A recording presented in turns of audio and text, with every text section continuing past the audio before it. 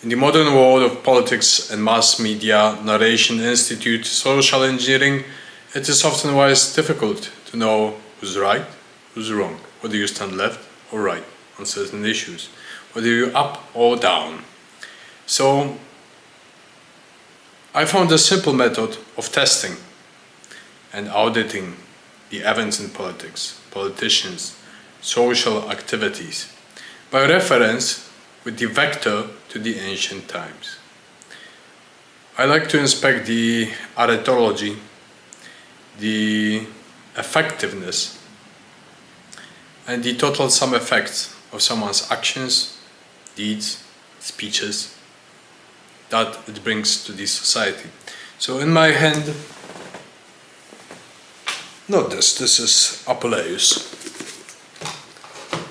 In my hand, I hold a simple book called On Duties, De Officiis, by Cicero, about the duties of a person living in the Roman Republic still, as he passed away in 43, before modern era, after the Republic collapsed.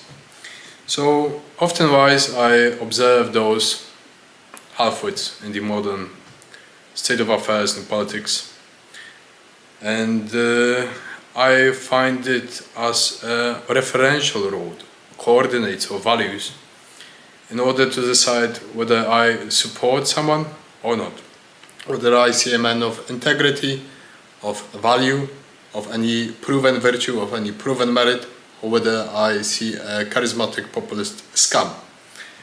So, modesty.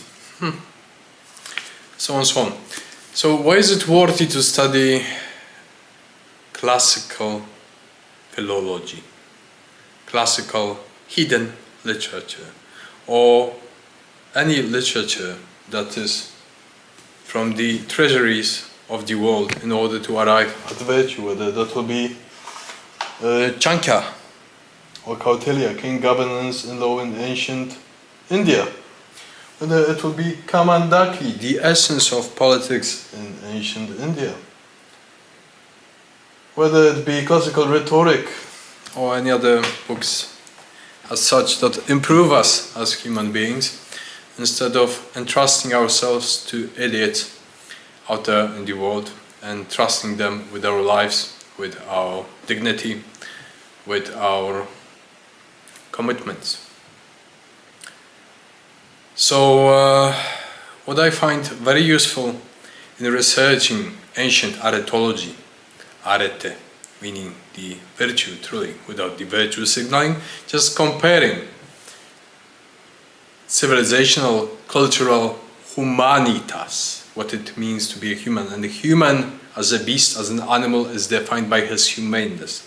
How far advanced, sophisticated, erudite is he in this one single value called humaneness, which is difficult to define, as Confucius once uttered in his Analect. However, we may try to attempt to near it by gathering and harnessing the greatest of the world's affairs, culturally, ideas, both political ideas, cultural, historical, artful, scientific, magical, occult ideas that the human being developed throughout its existence. Now, you may say that it is a quest for the historian of ideas, but I think that it is a quest of any educated person that holds himself in any form of dignity as a human being. So, observing the disaster of this world, when cretins are about to govern large swathes of masses, populace, I may only cite one Solon from the 6th century before modern era, the one introducing reforms into democratic Athens that abolished the Dracon law, homicidal laws of Dracon, a previous tyrant. So, there's a quote from him, preserved, that was saying that if you put yourself into slavery and obedience of terrible fools, tyrants, idiots. Do not blame the gods or providence, because it's not the gods or providence that put those idiots in power.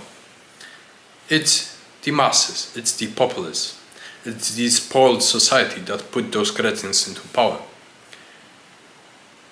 And for those few remaining people that disagree with the state of the world, it is not only about reaching for ancient values, ancient virtues, studying history. It's about putting it into executive, incorporating it, acting it out. And whenever you may influence more people, the better.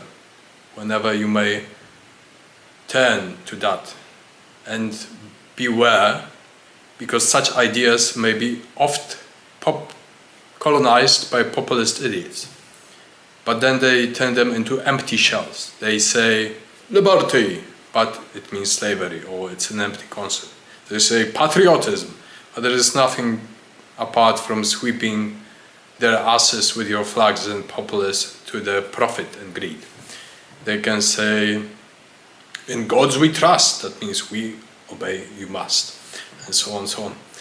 So I've made a couple of lectures on how to realize what an idea is, how to research the associations, and how to incorporate it. I won't repeat myself because I dislike repeating myself.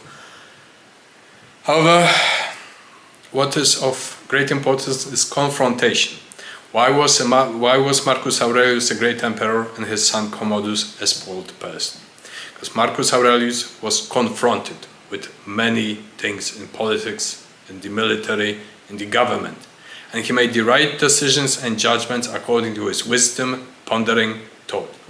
Now Commodus didn't have to confront anything apart from the gladiators' arena. That's why his character, his ethos, was very weak and spoiled. I don't know about you, but putting a spoiled idiot in the top position in the government, for example in the United States of America right now, doesn't bring good news for the world. Oh no! But that's up to you to decide what is about to happen next. Unless you are hapless cretins that are dragged towards a charisma leader, which is a mockery of a human being.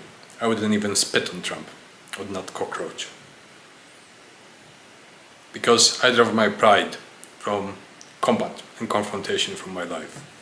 I wouldn't allow any pig like Trump governing my life for me. Thank you.